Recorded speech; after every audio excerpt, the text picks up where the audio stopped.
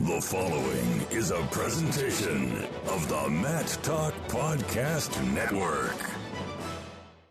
It's time to attack. With the Attack Style Wrestling Podcast. Here on the Attack Style Wrestling Podcast, you'll find youth and high school coaching tips for coaches, parents, and wrestlers, featuring Gable-trained NCAA champion and Hall of Fame high school coach Daryl Weber. Also featured is a monthly dialogue with legendary wrestling coach Dan Gable. Find out more on AttackStyleWrestling.com. Now, on to the show.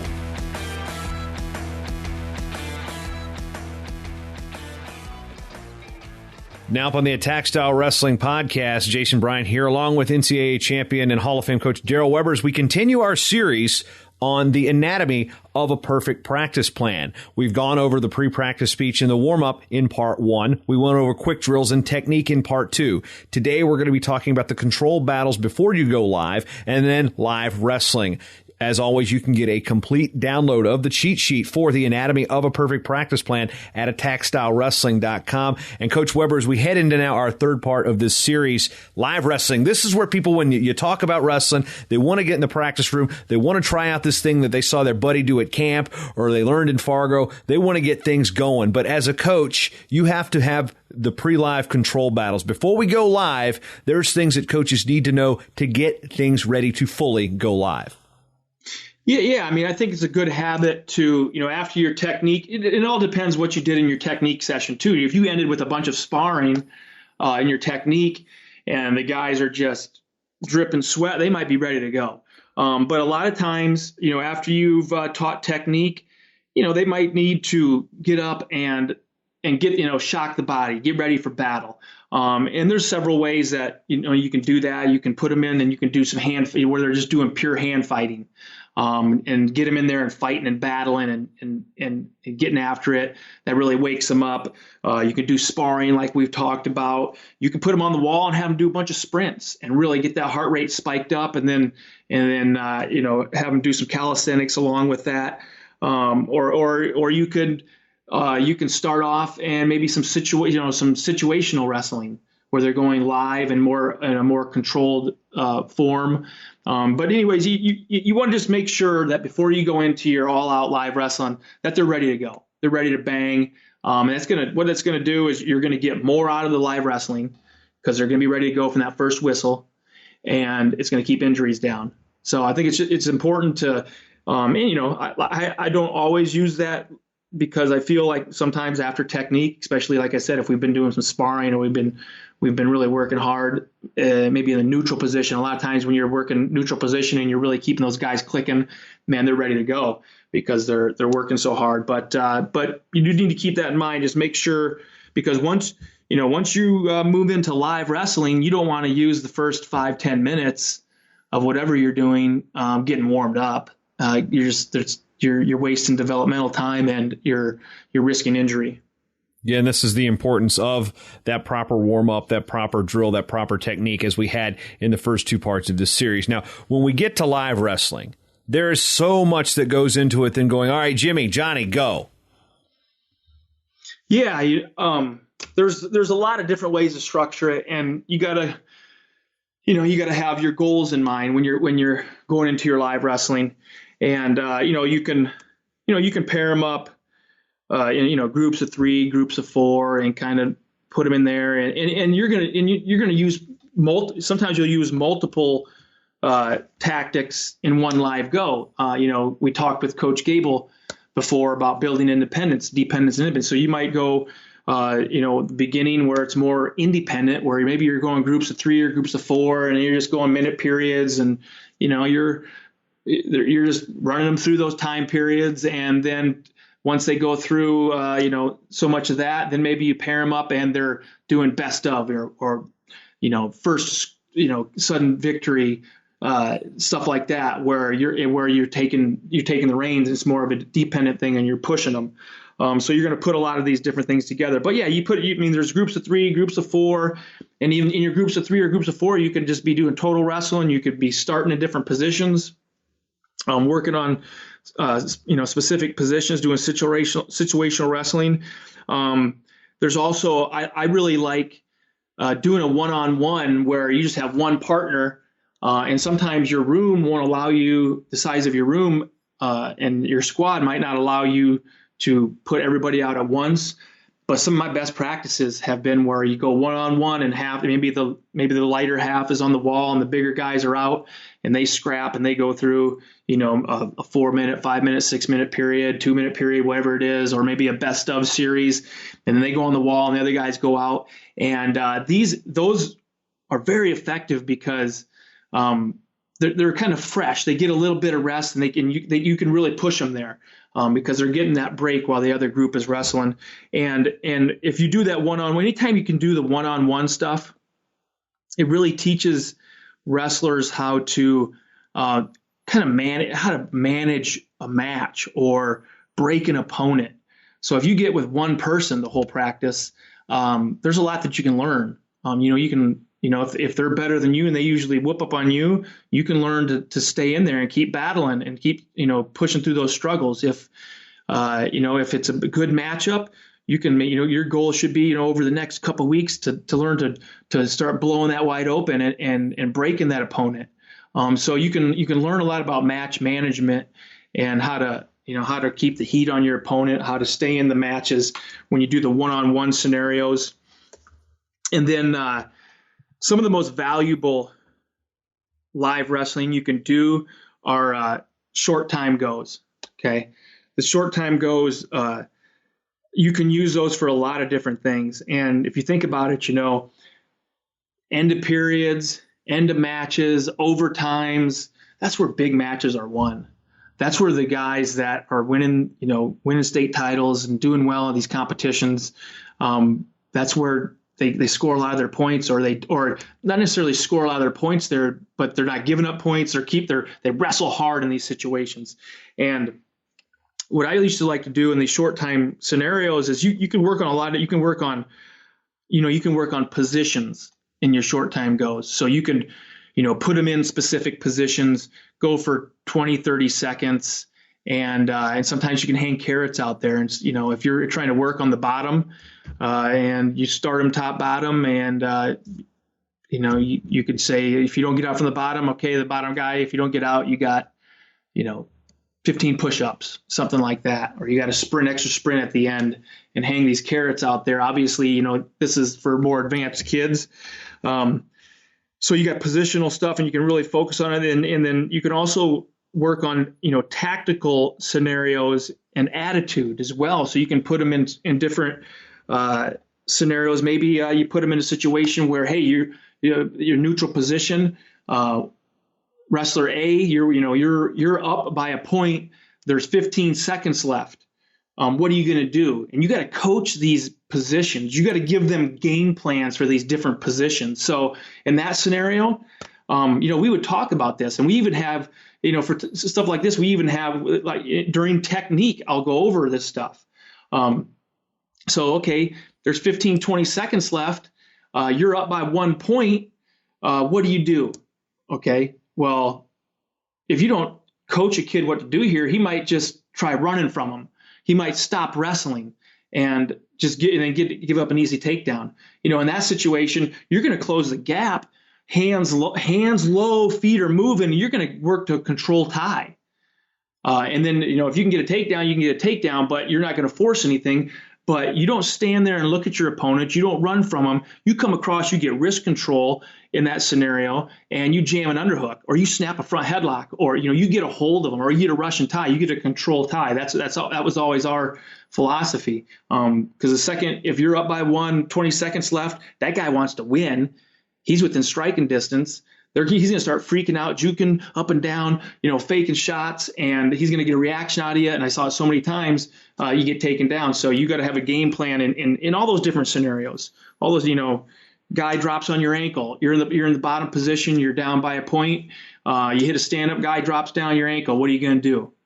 Okay, so you got to go over these different kind of attitude and tactical scenarios, because those short time goes win the big matches. And then one of the other kind of gems that I learned from wrestling under Coach Gable is you've got to do a lot of force to score scenarios. And what I mean there is the only way a period gets over is if somebody scores points. So you're in the neutral position, and you say, okay, we're going to go out and I'm going to do best of 5 takedowns. You get a takedown, that's 1 point. And then you go both back up, and it's best of 5. So the first one to get 3 wins that scenario. Because a lot of times you'll go out and wrestle, okay, we're going to go 1 minute go, we're going to go 2 minute go, whatever. And maybe they just dance around. Nobody scores any points. So when you do these kind of these goes where they have to score points, they start figuring things out. And so, you'll always get some groups will get over right away. Maybe it's because of a mismatch or whatever. But you'll always, your tougher guys will always be the last ones out there going to war. And it's all kind of a relative scale. You got to try to make sure you got best matchups during those scenarios.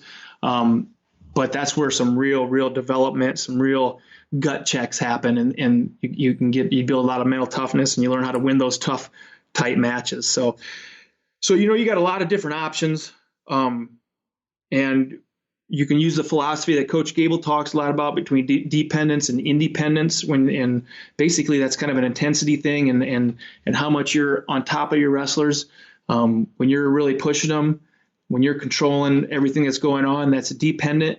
Independent is where you're kind of letting them do their thing and figure out how to wrestle and develop their style and learn how to manage matches. And you're pointing out little things here and there.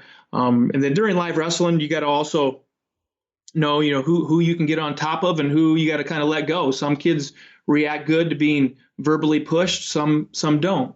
So, and that's not always easy. Sometimes you're getting frustrated and you want to say something to a kid, but they don't react the best if you get on top of them in practice verbally. So you got to kind of hold back, and then maybe you talk to them afterwards in a one-to-one scenario. You got to figure out how to best communicate with each kid to get the most out of them during those live scenarios. And with these live scenarios, this also varies by age group, because if we're teaching, fifth graders, the level of intensity is not going to be what it is if you've got 2 state champions scrapping for the last point in practice. So that's one thing we need to be aware of. Secondly, I'm not sure the time frame. I think you might have been in Christiansburg there, but it was the short time goes scenario unfolded greatly. Actually, you had 2 state champions meeting in the state finals in Group AA. It was Brian Scott from James Wood wrestling Matt Epperly from Christiansburg. Not sure if you were there in that era or not. I have to look at my dates. But, yeah, I was. Yeah, okay, so Scott's up, 3rd period. And Epperly, I believe it was his sophomore year, and Scott was a senior, he was returning state champ. Both these kids were hammers, and they had come through the middle school leagues. They were both middle school champs. It was like one of those dream matchups in group. I was like, boy, they're not ducking each other. They're going right after it. And at late 3rd period, boom. And I remember going in the 3rd period, I just looked at Epperly. I'm like, he's going to win this match. And it wasn't because I thought he was, there was a difference in terms of just technique between the two, because I think they were pretty equal at that point in their careers. But boom, he goes down, and it happened in short time. It was the takedown and it was the near fall that gave him the state championship. And that was one of those things. It's like that preaches to the short time instance that I just recall that as an example. And secondly, the point of winning the last point, and we've talked about it even where I sit in broadcasting, is I say so-and-so stole the period. You steal the period. Okay, you get taken down, you get out. Okay, 15 seconds to go. Your opponent, cheap takedown on the edge. You stole the period. So it's more than just the last 5-10 seconds of a match when the coach yells short time. Winning that period is what leads you to win that match. All the victories in short time aren't coming 3rd period or in overtime either. Yeah, that's why those scenarios are so important to work in and discuss and build. There's a mentality that needs to be built there. You got to do those. You don't just talk about the techniques that you execute or what you want to get done. It's a mentality that you want to build in those short time scenarios, that you take it personal if you lose those scenarios. That's because that's what's going to happen. Like you said, you're going to lose the big, tough, fun to win matches if you're not good in those scenarios. Do you remember setting up what was going through, how you taught that particular situation in these short time goes with the match that I referenced? I realize that was a long time ago.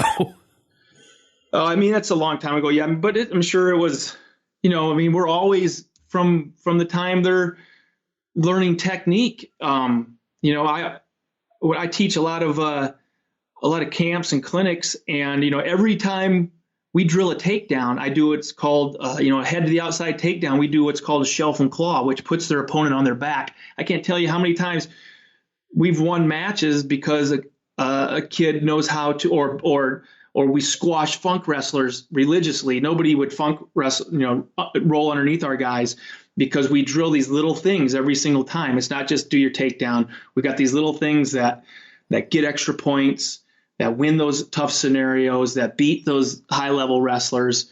It's just, it's years and years of being made to drill those the finer points and work on those different scenarios. Yeah, didn't think I was going to throw the Epperly Scott match at you, did you? That's one I will remember to this forever for that, the way that match ended. That was just a classic war between two great wrestlers there. Yeah, that was a good one. That was a fun one to win.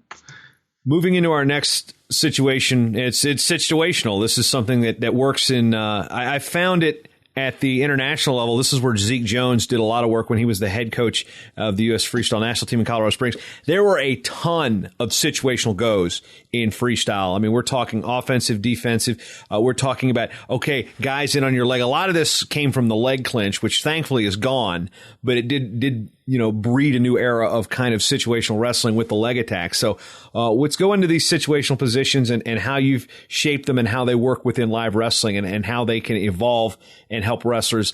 Okay, I'm in a cradle on bottom. Okay, get out. I mean, you just think of any crazy scheme. Okay, now get out of it. I mean, it's a worthy teaching tool. Yeah, I think first of all, you want each of your wrestlers to have their style and be able to force that style on their opponent relentlessly. So you got to look at what shortcomings they have at their best stuff and develop situational wrestling to get better at their best stuff.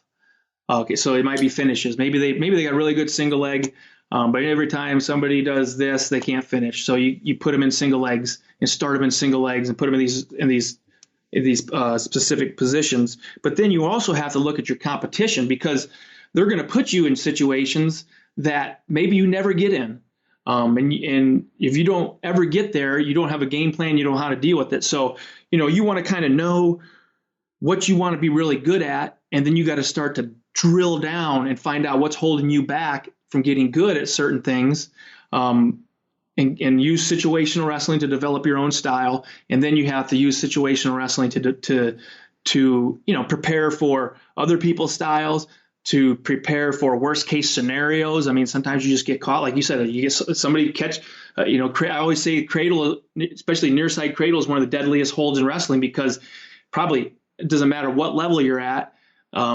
Somebody's always within striking distance of getting a near side cradle slapped on them at some point, if somebody's good at it. So you got to put them in situations that they might find themselves in and figure out how to get out of there. So yeah, number one, just get better at your own style, get better at your best stuff, prepare for other people, and know how to deal with situations that you might find yourself in. Now, as we get into these live goes, then we get into the real fun stuff. Whether it's a wrestle off or if it's part of practice, but it's an actual match. We're going to have a live match, and how do you try to recreate the scenario mentally with an athlete? Be like, okay, because it's not the Salem Civic Center, it's not the NCAA championships. How do you try to get a wrestler's mind geared up? It's like, we're going to go live. This is a match. But this is the NCAA semis, is it? I mean, how close to a real match situation can you get with a live go in practice? And I think it all comes down to how competitive the wrestlers are. If you get two extremely competitive wrestlers, they're going to get at. I mean, the pride is always on the line. They're going to get after it, and that's what you want to breed within your room. You want, eventually as wrestlers develop, you want them to know that getting after it as hard as you can with your buddy, no matter how good of friends you are outside the room, is the best thing for them. It's going to make both of you better. So you got to try to breed and develop that mentality across the board. And then it's just something you have to talk about, in order to get them to that level. Like I said, some are going to be there. Some you got to talk about it. And I think the independent dependent thing takes over there. You can kind of step in as a coach and use different tactics to try to bring that pride and bring that burning desire out, and just over time it develops. But yeah, you're right. I mean, you can't, the coaches that can wrestle matches and actually put their wrestlers in that match mentality as much as possible, they're going to get more development, rather than where if you just say, okay, go wrestle a match and you got a bunch of guys just kind of floundering around. You got to be able to bring that intensity level up and put some stakes on the line, and maybe matches aren't the best way to do that. A lot of times, maybe it's your short time goes because they're gonna get after it for a short period, or it's the best of scenarios. You got to kind of read your athletes and see where you're getting the most development, and use those tactics. And you can't just use the same one all the time. They'll figure it out. You got to kind of keep them on their toes and change things up to keep things fresh and keep that, like I said, always keeping them right in that line of their ability. Always trying to push that comfort level wider and wider. Now, you touched on this a little bit earlier, but the forced to score situations, let's expound upon that a little bit more. Like you said, that guys don't leave the room. The toughest guys are usually there at the end when somebody's got to score. When this becomes a practice teaching situation, where does the teaching and the technique all come together in these forced to score scenarios? That's a really good point. Because when they get in those forced to score scenarios, they can't just hang out and hope to fall into something and then, 2 minutes goes by, coach blows the whistle. They've got to use those tools, like you said, that you've been teaching them, and they've got to learn to force them on their opponent. Because good guys aren't just going to fall over for you. They're not just going to give you your underhook or your tie up or stand up for you, whatever the reaction you want. Those scenarios make you take those skills, those techniques that you've been taught, and force yourself to learn them in live situations. That's a really good point. And that's really why I think they're so valuable, is because they make you wrestle. They make you learn to score points. They make you learn to use the tools that you've been taught, and they force them to be crossed over from just techniques, pretty drilling, to live situations, to scoring actual points in live matches. Now we go into, again, more situational, where it's tactical. Explain what the difference between the positional, attitude, those type of situation type of drilling is, or live goes are, to the tactical situations as you close out this live go segment. Yeah, I mean, I guess they could kind of cross over a little bit, but there's certain, like I talked about, you're up by a point, there's 20 seconds left. That's kind of a tactic. And if you use the wrong tactic, you're going to, your chances of winning are going to drastically decrease. Like I said, if you're up by a point, there's 20 seconds left, and you just stand there and look at the guy. You just try to stand there with your feet planted in the mat, trying to hold good position. Well, if he hits a good fake and gets a reaction out of you, he's going to catch your ankles, or he's going to take you down. So your tactic is to come across and get wrist control, head position, work to control ties, stuff like that. If you hit a stand up and the guy drops down on your ankle, what are you going to do? You might, if there's 15 seconds left, you might try to kick out real hard a couple times, and hopefully you get it. But if you kick once or twice, the clock is running down. You might have to drop back and just kind of put your elbows in and protect yourself and get a stalemate, because they're not going to call a stalemate if you're kicking really hard. So there's just little tricks and tactics that you got to kind of plan for, and they don't always work out, but you got to have a game plan in those, maybe you're up by a point and you're in the top position. What are you going to do? Maybe you don't want to do a side chop because you're opening yourself up a little too much. Maybe you want to go to an ankle. Maybe you want to, go behind the pits and ride him high, get all his weight on his hands. Give him tactics for certain scenarios that they're going to find themselves in those tough matches. And sometimes this is also a self-learning experience. I think of the wrestling, well, it's a wrestling movie, the scene in the movie Win-Win, where the kids are basically talking to the really inexperienced kid and he just says, whatever it takes. So that's, again, a teaching environment in a live situation. Whatever it takes, get out. You're not going to chop. You're not going to, sit there and hit a high-low. You're not going to try to Granby out. You're doing everything you can to get out, and there's really not a whole lot of technique involved in it. Yeah, and that's the attitude. Sometimes you got to put them in scenarios, and you got to develop the attitude. Of course, I don't think that's exactly how the line went. There might have been something else in there, but you dropped a word. I might have dropped a word. I may or may not have, but that'll wrap up part 3 of our series on the anatomy of a perfect practice plan. Again, get a complete cheat sheet of this particular practice plan at attackstylewrestling.com. Part 4, we will finish up with conditioning, strength, the cool down, and the post-practice speech, and wrap up everything here on this 4-part series. Again, the anatomy of a perfect practice plan here on the Attack Style Wrestling Podcast.